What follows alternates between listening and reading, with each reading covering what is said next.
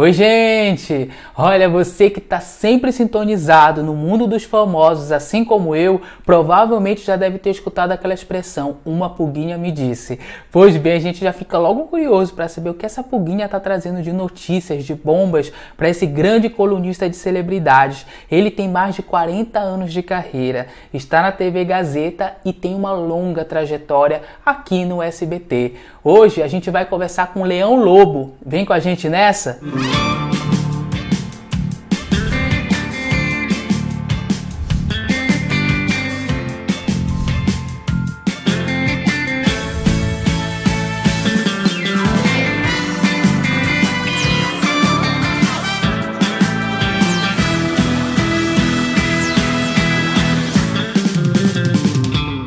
Televisão, uma proposta milionária, eu queria largar de escrever, então aí eu venho trabalhar na televisão. Barbaridade, dignidade, já. Leão, primeiramente, muito obrigado, tá, por ter aceito esse papo com a gente, nossa entrevista, conhecer um pouco mais aí sobre a sua vida, sobre alguns momentos da sua trajetória que foram marcantes aí para a nossa televisão brasileira. Muito obrigado, tá? Obrigado você, querido, uma honra, um prazer estar aqui com você.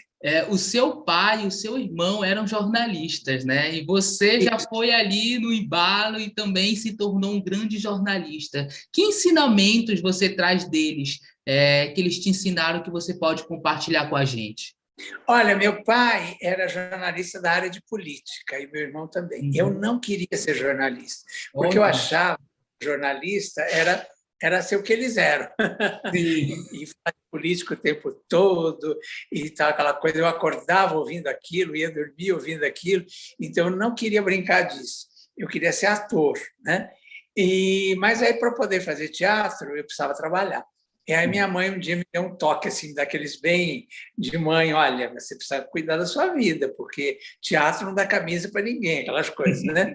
E aí o meu irmão falou assim, olha, se ele quiser ter uma vaga de repórter num jornal que eu colaboro, que é um jornal menor, tal, que é um jornal, chamava Jornal do Bairro, e jogou assim o cartão, e enquanto ele continuava conversando com a minha mãe, eu fui lá, peguei o cartão, saí de fininho, fui lá, fiz o teste, passei. O cara falou assim, pode começar segunda-feira? Aí foi muito engraçado, até porque quando eu cheguei lá, ele falou assim, você quer ser repórter? Eu falei, é. Ele falou, bom, cozinhe então essa matéria para mim. E eu disse, olha, se o senhor me explicar o que é cozinhar uma matéria. Daí ele falou, mas você não quer ser jornalista? Eu falei, mas eu não sei. Ele falou, bom, estou te explicando, essa matéria tem 80 linhas, eu quero ela em 20, porque eu só tenho espaço para 20 linhas, mas tem que ter toda a essência dela. Eu falei, tá bom. Aí fui lá, bati, entreguei, ele falou, você me disse que não sabia, eu quero cozinhar a matéria? Eu falei, não, eu fiz o que o senhor me explicou. Ele falou, tá ótimo, começa segunda-feira, e foi assim. Nossa. E aí tomei gosto, fui tomando gosto pela profissão. Eu acho que meu pai me ensinou, na verdade, de importante, assim, meu irmão, quer dizer, além do que eu via e da responsabilidade deles, dessa coisa do trabalho, da seriedade e tal, o que o meu pai me ensinou é assim, ter a humildade de suportar o que a profissão oferece. Uma vez eu tive um problema, meu pai disse assim, quantas vezes eles pegaram sua matéria, mudaram o título e puseram sua assinatura embaixo? E você vai brigar por isso? Você precisa do emprego. E isso foi porque o jornalismo já estava mudando muito naquela época. Sim. Né? Nessa fase de que o repórter não era mais aquele herói que ia lá e descobria tudo e vinha, porque às vezes você descobre tudo, quando chega na redação, o patrão não quer porque, né? Não entra ali na linha editorial, né? Interesses dele. Sim. E aí ele realmente modifica a sua matéria, ou corta a sua matéria, ou até tira a sua matéria da edição, né? E isso me ensinou muito, essa coisa da humildade, de suportar esse tipo de coisa, porque eu era muito, né, revoltadinho, queria, né, não, isso eu não faço, aquilo eu faço. Aí eu fui aprendendo com isso. E quem me ensinou, na verdade, muito, eu acho que foi a própria profissão. Porque na prática, né? É, a prática. Porque eu comecei fazendo buraco de rua, aquela coisa assim, como foca mesmo, né? E ouvi o morador, depois eu ouvi o político sobre o buraco, aquela coisa. E isso me ensinou e me aproximou muito das pessoas, me deu, acho que, esse jogo de cintura. E mais, eu fazia uma outra coisa que era muito legal, que era uma página chamada Página Augusta. Naquela época não existiam shoppings em São Paulo. Existia só o Shopping Iguatemi, que era recém-inaugurado. E aí eu ia para a Rua Augusta, onde tinha as grandes boutiques, as lojas chiques de São Paulo, aquela coisa, e entrevistar aquelas donas de boutiques, aquelas senhoras, aquelas estilistas, aqueles, né? E aprendi muito com isso também, porque era um mundo muito diferente da minha realidade. Eu sempre fui de classe média, mas nunca fui. Aí aquela coisa mais sofisticada, né? Aquela coisa meio francesa, meio americana, né? Que tinha nessas lojas, né? Essa modernidade que estava chegando na nossa economia e tal. Acho que isso tudo me ensinou muito, entendeu? Então, eu acho que foi por aí. E meu pai, claro, sempre dava orientações e tal. E tive um grande editor, chamava Ernest Paul Eckhart Weber, era um alemão incrível, que foi fundamental para mim. E o Raduan Nassar, que é esse autor premiadíssimo, tal, ele era o dono do jornal, mas ele editava o jornal. E ele, na verdade, ele bordava o jornal, porque ele lia sua matéria e falava, tá boa, muito boa, mas eu acho que você pode fazer melhor. E em que momento entra o jornalismo de celebridades na sua vida? Então, já nesse jornal, eles tinham pena de mim, porque eu fazia a parte mais pé no barro, vai lá, buraco de rua, essa coisa. Então, como eles tinham uns cantinhos, como era um jornal, na verdade era um jornal político, por causa da ditadura, ele não podia assumir que era político. Então, eles falavam jornal do bairro. Você vê que tinha não era jornal de bairro, era jornal do bairro. E ele pegava toda a região sudoeste de São Paulo. E aí o restante do jornal, fora a minha parte, era bem político, eram comentários de grandes jornalistas políticos. Eu trabalhei com feras, Maria Rita Kell, Carlos Brickmann, Augusto Nunes, esses todos que estão aí até hoje, né? Fazendo jornalismo político. Então, o meu irmão mesmo, Reinaldo Lobo, que era editorialista na época do Jornal da Tarde e tal, Marta Góes, que escreve até hoje textos e tal. Então, foi além desse aprendizado, dessa convivência com eles, eu tinha essa coisa, eles me deixavam fazer umas notinhas no cantinho, falando de cultura. Então, nessa pegada, aí eu entrevistei Elis Regina, Dercy Gonçalves, Hebe Camargo. Aliás, a Hebe tem uma história maravilhosa. Qual? Conta! Mulher. E ela estava chamando. Eu era um ouvinte da Rádio Mulher, porque tinha uma voz de uma locutora que eu adorava, e eu fiquei ouvinte dessa rádio, da Rádio Mulher, aqui de São Paulo, da família Montoro. E aí, que depois eu trabalhei com eles muitos anos, tal. Mas aí a Hebe estava fazendo umas chamadas que ia estrear nessa rádio. E aí, de repente, parou a chamada. Aí eu dei uma notinha no cantinho, assim, dizendo assim, engraçado, a Hebe estava avisando que ia estrear na Rádio Mulher e, de repente, calou o bico. Só isso. Como eram umas coisinhas desse tamanhinho, né, tinha que ser uma coisa bem rápida. Aí o dono do jornal, que era o irmão do Raduan, o Ralph, que era o diretor-presidente do jornal, me chamou na sala dele e falou, não, que isso? Você chamou a Hebe de galinha? Aí eu digo, não. Calou o bico é uma expressão que se usa muito. Não, mas não pego bem. Faz uma nota aí, se retratando e tal. Aí eu subi assim, arrasado, né? Falei, o dono do jornal me chamar na sala dele para reclamar do negócio, né? Eu cheguei quase chorando na redação. Imagina. A redação vazia agora. Aí toca o telefone. Aí quem era? Hebe Camargo.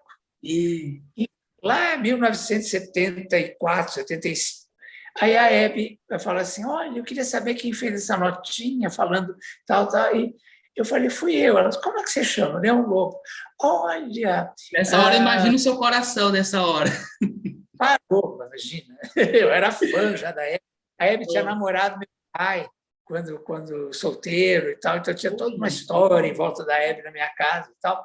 Então eu fiquei em pânico, né? Aí ela falou: olha, eu queria agradecer, porque graças a essa notinha eu resolvi, eu ia embora do Brasil, eu ia acompanhar meu marido Lélio para morar na Europa, ia largar tudo aqui e inclusive cancelei a estreia com a Rádio Mulher. Mas aí a sua nota me tocou tão fundo no coração que eu percebi que eu sou uma brasileira, que eu tenho que ficar aqui, que eu sou uma artista e que eu não tinha que ir embora e viver a vida do meu marido, eu tenho que viver a minha vida. Eu acho que ela deve ter tido algum problema lá no casamento, sei lá, né? Porque assim que ela resolveu ficar, e aí ela falou essa coisa bonitinha para mim, né? Que legal. Eu tinha sido... Bom, imediatamente eu desci correndo, ela falou: inclusive eu vou estrear na Rádio Mulher e quero você na estreia. Nossa. E aí, claro, com certeza, peguei os dados todos para ir e tal.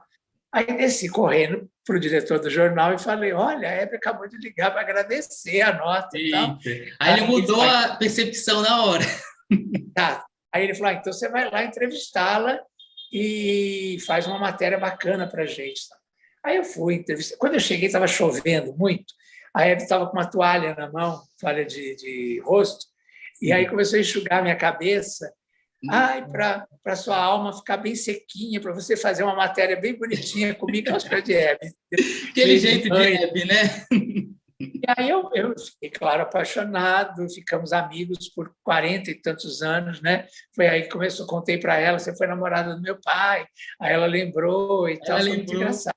Porque ele foi namorado dela e noivo da irmã dela, da Estelinha. Nossa. Ia casar com a Estelinha quando conheceu minha mãe. Então, aí separou e casou. História legal. Leão, e a gente acaba mesmo se tornando amigos de entrevistados que a gente vai, e a gente acaba tendo uma aproximação, né?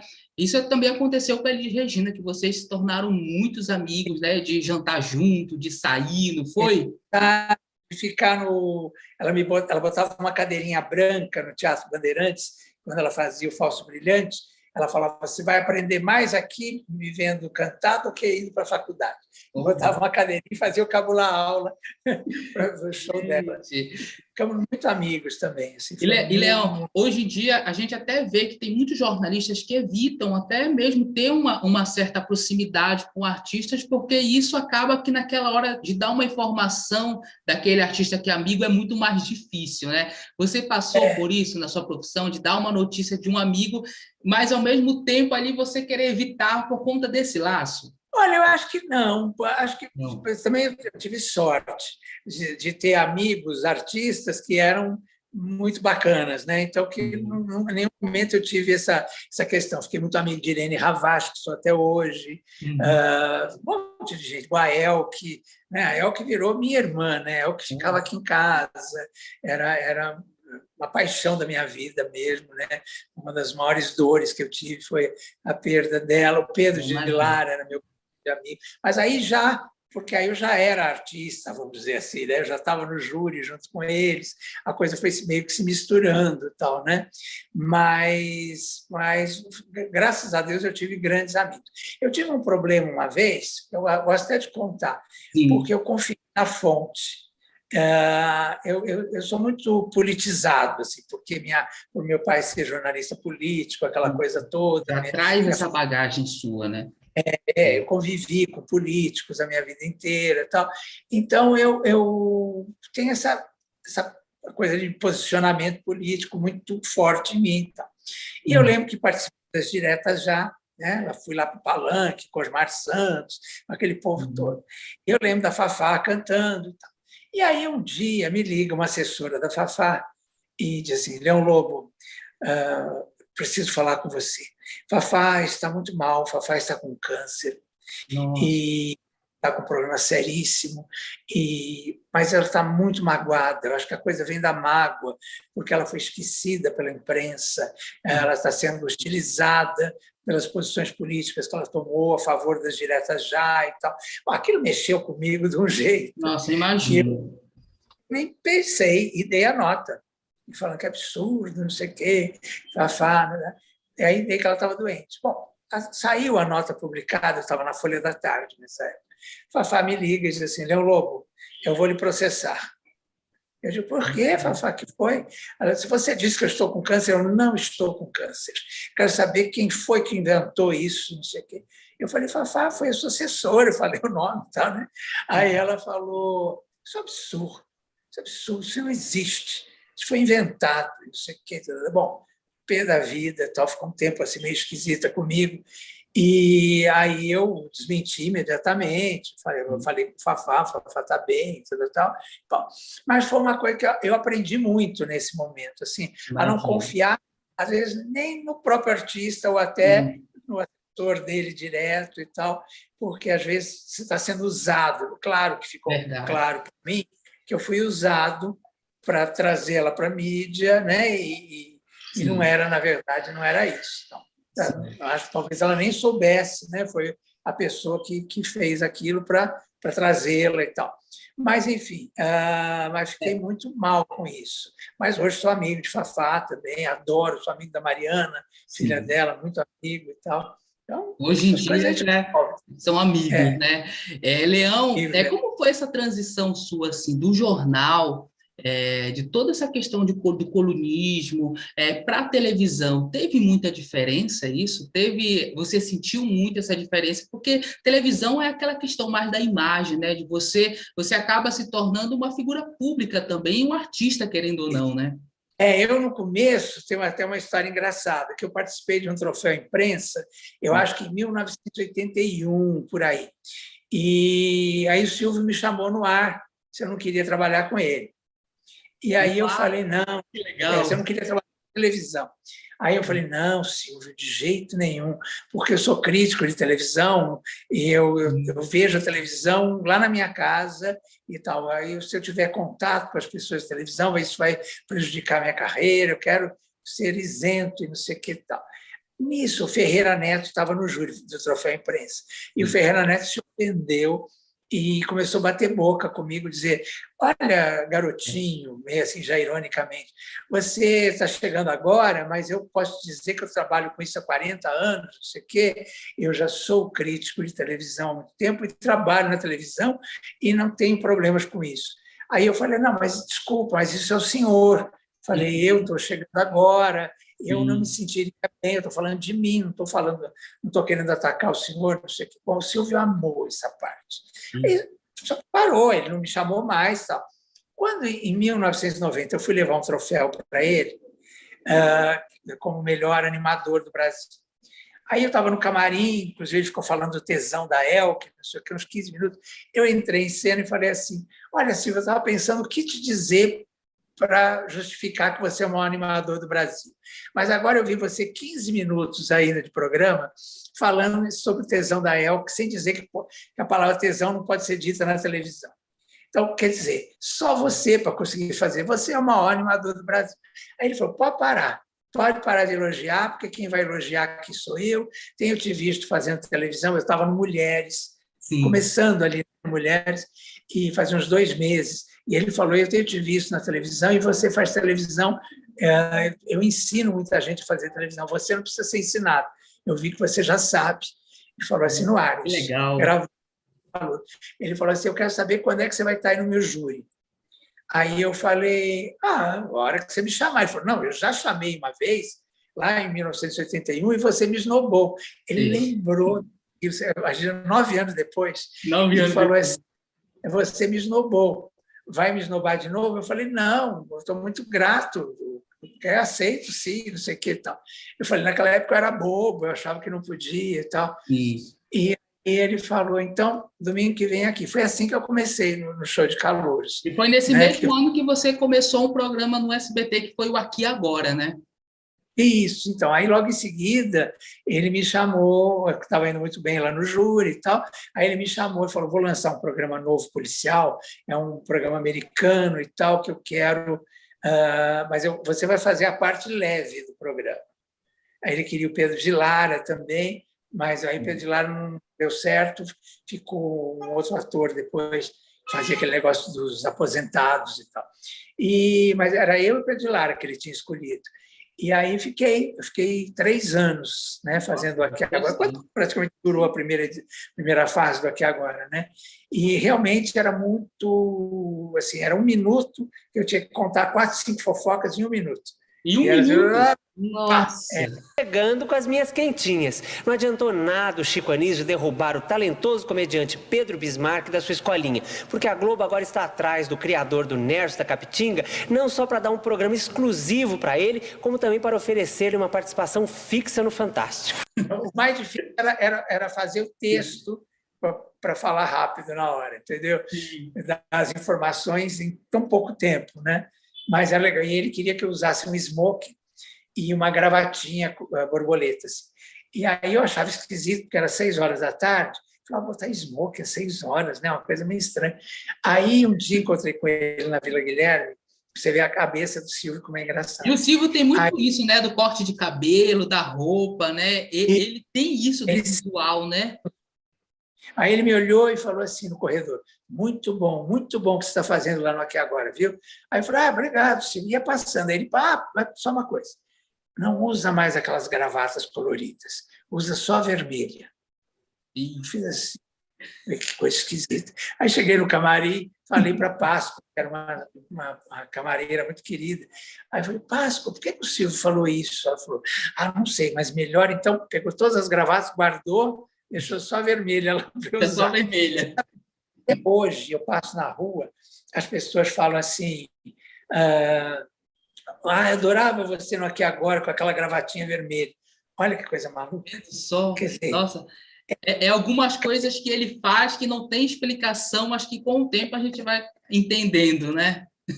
Exatamente, E depois de tantos anos, né, você volta para um programa agora, que é o Fofocalizando, que é um programa que trouxe de volta isso para o jornalismo de celebridade, né?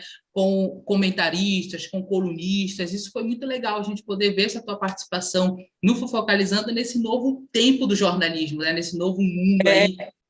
Então, você me perguntou até se eu tive dificuldade de ir do jornalismo escrito para a televisão. Isso. Vou te dizer que não, porque eu já fazia rádio. E rádio é muito...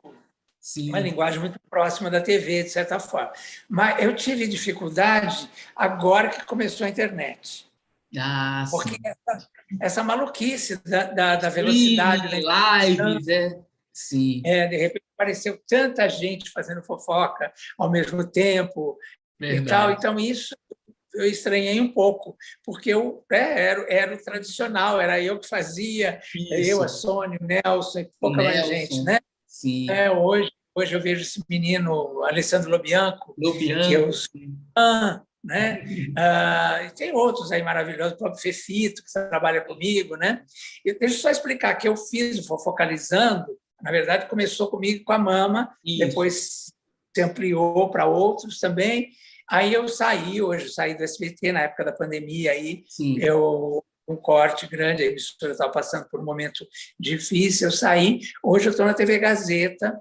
E até agora, nessa sua transição para a Gazeta, o Silvio também convidou você de novo para retornar ao SBT, né? Isso que é bem curioso. Ele queria você de volta, né? Fazia 2 semanas que eu tinha assinado com a Gazeta, ele me chamou de volta. Aí eu falei, Silvio, agora não dá, né? Porque eu assinei. Ele falou, olha, contrato a gente rasga, mas não quero te forçar nada. Aí eu falei, não, Silvio, mas dessa vez eu não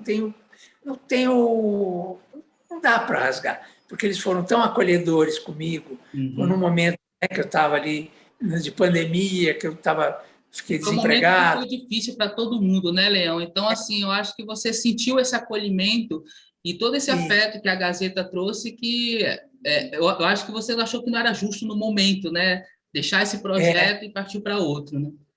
Você sabe que eu comecei na Gazeta há 44 anos atrás, fazer televisão. Eu tenho de carreira 48, mas televisão eu comecei a fazer na Gazeta como ator em 1977. Olha quanto tempo faz, 44 anos. Isso. E um novo momento agora da sua vida também, que é você voltar à atuação como ator, né? Vai estrear agora no stream, né? Uma minissérie com 15 capítulos no qual você faz parte do elenco. Como é que está sendo isso? Voltar também para a atuação? Na verdade, eu nunca parei minha carreira de ator, parar mesmo, né? Eu, às vezes, dou uns espaços por causa da televisão, por causa do jornal, por causa do meu trabalho paralelo, da rádio, mas eu nunca parei. O ano passado mesmo... É uma grande paixão sua, né? Essa é a minha paixão. Antes da pandemia, eu fiz uma peça, até acho que no comecinho da pandemia, eu fiz uma peça chamada Uma Comédia do Além, que eu fazia um anjo, né? Que tentava levar um cara que morreu, e aí o cara não quer ir. É uma comédia hilária. Assim. Fiquei 2 anos fazendo, foi muito, muito, muito legal. E com um elenco maravilhoso, com a Cris Freitas, um grande elenco aí. E foi bárbaro. Aí, agora, eu recebi um convite para fazer essa minissérie. É uma minissérie, vamos dizer, infantil, juvenil, tem uma pegada bacana sobre crianças talentosas, crianças que viram ídolos, essa coisa toda. E eu faço um apresentador de televisão, bem-sucedido, e a Mama faz uma apresentadora de televisão que largou a carreira, foi embora do Brasil, voltou, está meio decadente e tal, e somos rivais na história. E eu tenho uma ex-mulher complicada também, tem uma história ali, e eu quero que meu filho seja tão famoso quanto eu. Eu quero meio que fabricar um pequeno ídolo e tal. Ídolo, né? O mote da série é mais ou menos isso. Mas é muito legal. divertida. É um texto de um menino que eu até queria chamar a atenção, porque ele é um grande redator. Ele me imitava na praça. Ele fazia o Leão Lobo na praça, junto com o Porpetone, fazia a Mama, e ele fazia o Leão Lobo. Então, eu conheci ele assim, como ator, mas ele escreve lindamente. Eu aceitei fazer essa minissérie pelo texto dele, que é um texto assim, realmente primoroso. Nossa. Então, eu queria até chamar a atenção, ele chama DJ, ai, meu Deus, de V. Castilho, acho que é isso, de V. Castilho.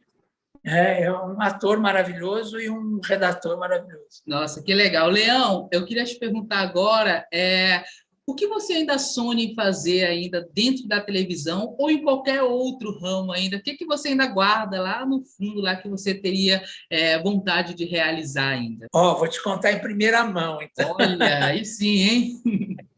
É um sonho que eu estou realizando. Aliás, eu já fiz... você já realizou, então? Eu já fiz esse programa há um tempo, mas aí eu saí da Gazeta e aí fui para a Band na época e aí ficou interrompido. E agora eu estou retomando esse programa, que é um programa cheio de música, entrevistas, programa cheio de artistas, acho que vai chamar um arroz, feijão e fofoca. Arroz, feijão e fofoca. Que nome durante meses. E aí eu saí, e estava indo muito bem quando eu saí. Eu lembro que um dia bati até o Raul Gil, que estava na época no auge, lá na Record e tal. Então, é um programa que deu certo.